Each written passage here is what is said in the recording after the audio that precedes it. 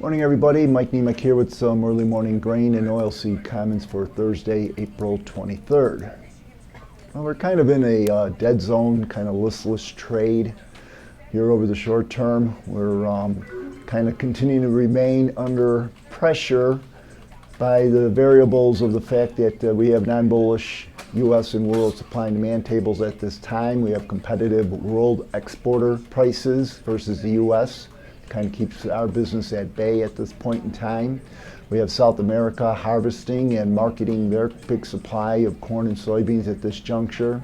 And at this time, there's no immediate weather threat towards U.S. crop progress and condition numbers at this juncture. So once again, kind of gotten into this listless trade. That was the case in the overnight session. We are up around 4 cents in the wheat, up around 4 in the beans, unchanged in the corn, up around $1.50 in the meal, and up around 20 points in the soybean oil. Once again, more or less listless. We got 2 reports coming out here in a little bit. Number 1, we'll have our weekly export sales report. Once again, we'll see how we're doing versus the world competition that is, if not cheaper, at price levels where we're at, depending on what commodity you want to talk about. So we'll see how we stack up with those weekly sales. They have been somewhat on the defensive here of late. And then we'll also have a Canadian acreage number coming on out, Stats Canada. Once again, we'll see how much they want to go and plant. But if it's a large number and they have a crop, so it's going to continue to add to those world supply and demand tables that remain well supplied at this juncture. We have the trades basically net short.